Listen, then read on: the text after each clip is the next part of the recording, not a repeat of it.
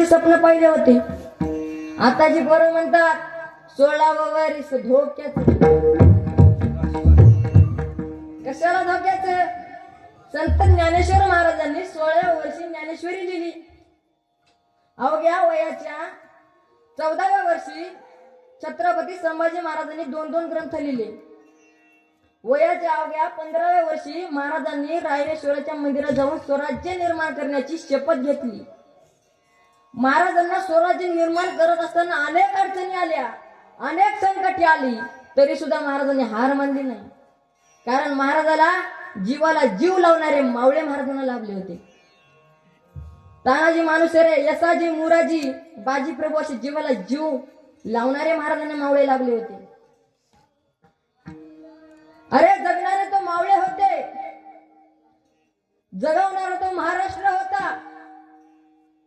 स्वतःच्या कुटुंबाला सोडून स्वराज्याची माय काळजी करणारा फक्त माझा शिवबा राजा होता. किंमत केली दुधाची तुझ्या आईची जाग, किंमत केली दुधाची तुझ्या आईची जाग. झाला महाराष्ट्राचा राजा शिवाजी राजा, झाला महाराष्ट्राचा राजा शिवाजी राजा.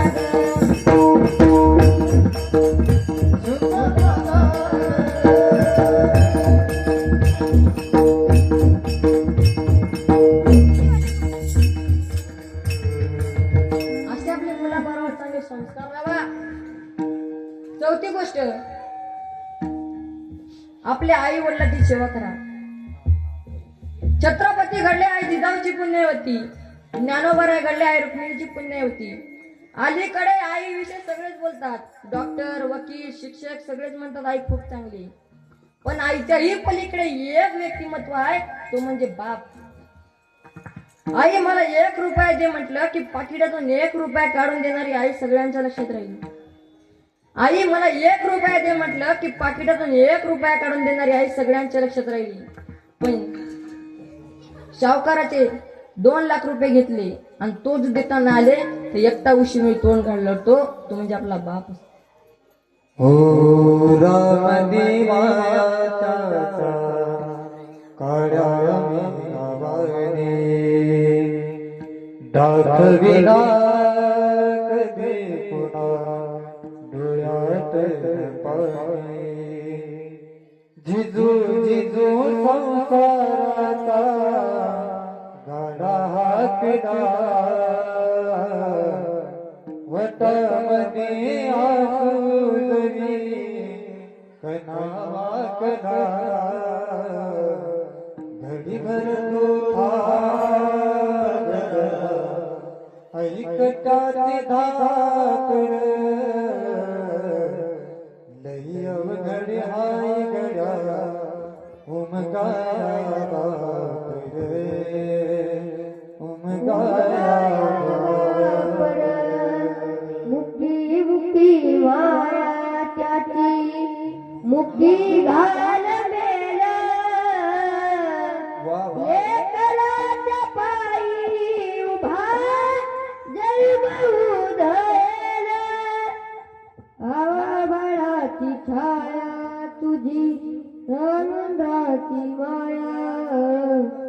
किती उरावंदी माया त्याच्या काळ्या मेघावारी. दाखविला कधी कुणा डोळ्यातलं पाणी. जिजू जिजू संसाराचा गाडा हाकला, वटामध्ये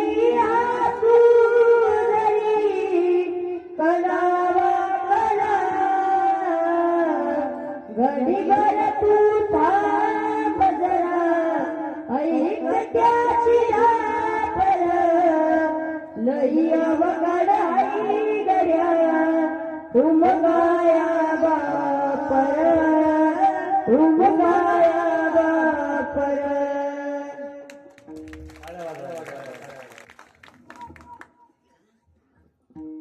सावकाराचे आणले आणि तो जे देताना आले तर एकटा उशीमध्ये तोंड घालून लढतो तो म्हणजे आपला बाप असतो. आई तुम्हाला आहे, आई मला आहे, पण आपली आई जर मेली तर आपल्या आईच्या कपाटामध्ये 9-15 सरा सापडतील, पण महिन्याला 35,000 रुपये कमवून आणणारा बाप एक नवीन शर्ट सुद्धा शिवत नाही. त्याची वाढलेली दाढी बघा, त्याच्या पायातलं पायताना बघा, मन कळेल आपला बाप आपल्यासाठी काय करतो ते. थोडा जरी दुःख झालं तर 4 लोकांमध्ये लढणारी आई सगळ्यांच्या लक्षात राहिली. थोडं जरी दुःख झालं तर 4 लोकांमध्ये लढणारी आई सगळ्यांच्या लक्षात राहिली. पण शाहूकाराचे 2 लाख रुपये करून आणले आणि तो जे देताना आले ते एकटा उशीमध्ये तोंड घालून लढतो तो म्हणजे आपला बाप असतो. कीर्तनात आलेल्या तरुण बांधवांना माझी एकच विनंती आहे, तुमचा बाप कसाही असू द्या, तुमच्या बापाला फक्त त्याच्या पोराचे भय वाटतो. का माहित आहे का? कारण 15 ते 20 वर्ष, 50 ते 52 वर्षाचा बाप जर एखादा पानटपरीवर कोटाचा उभा टाकला आणि त्याचाच पोरगा गावात पाटलाच्या वरातीमध्ये दारू पिऊन नाचू लागला तर लोक त्याला अक्कल शिकवतील, त्याची अक्कल काढतील, म्हणून आपला बाप आपल्या पोराला घाबरत असतो. दुसऱ्याला जसं बांधावर गेलेला बैलाला जर आमच्या बापाने आरवडी मारली तर मुक्का बैल मागे फिरला, पण पोटचा पोरगा नाही मागे फिरला. वैश्य चत्रकाच्या रखरखत्या उन्हामध्ये आमचा बाप वकर हाणता हाणता मेला, पण बापाचं प्रेत पाहून मुक्का बैल हांबरला, पण पोटचा पोरगा का, पोटच्या पोराच्या आशूचा थेंब सुद्धा नाही आला. कीर्तनात आलेल्या प्रत्येक दिदींना माझी एकच विनंती आहे, तुमचा बाप कसाही असू द्या, तुमचा बाप तुमच्यासाठी 4 वेळेस लढतो. जेव्हा आपल्या मुलीचं लग्न ठरलं का तेव्हा आपला बाप पहिल्यांदा लढतो, दुसऱ्यांदा लढतो. जेव्हा पोरगी सासरी जाते ना तेव्हा आपला बाप दुसऱ्यांदा लढतो, तिसऱ्यांदा लढतो. जेव्हा पोरगी सासरीहून टाकून दिली जाते का तेव्हा आपला बाप तिसऱ्यांदा लढतो आणि 4थ्यांदा लढतो. ज्या मुलासाठी लाखो करोडची इस्टेट जमा केली आणि तोच पोरगा बापापासून वेगळा राहायला लागला का तेव्हा आपला बाप 4थ्यांदा लढतो. आठवा तो प्रसंग, समोरच्या खोलीमध्ये पाहुणे बसले, मागच्या खोलीमध्ये आई स्वयंपाक करत आहे आणि शाहूकारांनी उंडा म्हणून 10 लाख रुपये उंडा मागितला. तेव्हा आपल्या बापाने खिशातला रुमाल काढला आणि डोळा लावून ढसाढसा लढायला लागला. मागच्या खोलीमध्ये आई स्वयंपाक करत होती, आवाज देते, आहो इकडे या, आपल्या पुरीत काही खोट नाही, आपली पोरीमध्ये काही खोट नाही, आपल्याला स्थळ शक्य नाही, आपण दुसरं स्थळ पाहू.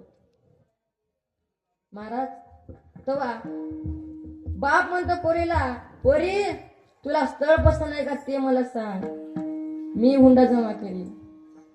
लग्न लागते, पोरगी सासरी जाते आणि पहिला फोन आईला करते आणि हाल बापाची विचारते. कारण तिला माहित असते माझ्या लग्नाच्या वेळेस कापड दुकानदाराच्या पाया पडला, सोनाराच्या पाया पडला, बँडवाल्याच्या पाया पडला, मंडपावाल्याच्या पाया पडला आणि 15 दिवसामध्ये 10 लाख रुपये जमा करून आणले. 15 दिवसांनी 10 लाख रुपये जमा करून आणले आणि फोन आईला करते आणि हाल बापाची विचारते, आई माझे बाबा कसे आहेत ग? तेव्हा आई म्हणते, बेटा तू कशी आहे? तेव्हा पोरगी म्हणते, आई तू माझी काळजी करू नको, तू माझ्या बापाची काळजी घे, कारण तू माझ्या बापाची दररोज भांडायची ना तेव्हा माझा बाप उपाशी झोपायचा आणि मी तेव्हा ताट घेऊन जायची ना जेवायचं तेव्हा म्हणायचा भूक नाही बेटा. आई तेव्हा माझ्या बापाला मी माझी शपथ घालून माझ्या ताटावर बसवायची ग. आता मी सासरी आले, आता तू जर माझ्या बापाची अशी दररोज जर भांडत राहिली ना तर माझा बाप 15 ते 20 वर्ष जगणारा बाप 2 वर्ष सुद्धा जगणार नाही. आई तू माझ्यासाठी नाही पण तुझ्या कपाळाच्या कुंकवासाठी माझ्या बापाची काळजी घे. माझी वेळ झाली गड्यांनो, जाता जाता 2च गोष्टी सांगतो. तुम्ही या 2 गोष्टीला घाबरल्याशिवाय राहू नका. पहिली गोष्ट पाप आणि दुसरी गोष्ट बाप. जो पापाला घाबरला त्याचा परमार्थ चांगला झाला आणि जो बापाला घाबरला त्याचा संसार चांगला झाला. झालेली सेवा पांडुरंग परमात्म्याच्या चरणी, माऊली ज्ञानोबाच्या चरणी समर्पित करतो. माझं जे काही बरोबर आहे ते संस्थापक श्री हरिभक्त पारायण विलास महाराज येवले यांचं आणि जे काय माझं चुकीचं आहे ते माझ्या बुद्धीचा दोष आहे. तुमचं तिसरं लेकरू म्हणून मला माफ करा. जर त्याला दोन मुलं असतील त्यानं मला तिसरं समजा, ज्याला एक मुलगा असेल त्यानं मला दुसरं समजा, आणि ज्याला मुलगाच नसेल त्यानं मला दत्तक घ्या. येशाल का? घेऊ नका पण होत म्हणा. आणि तुमची सगळी जमीन माझ्या नावावर करा.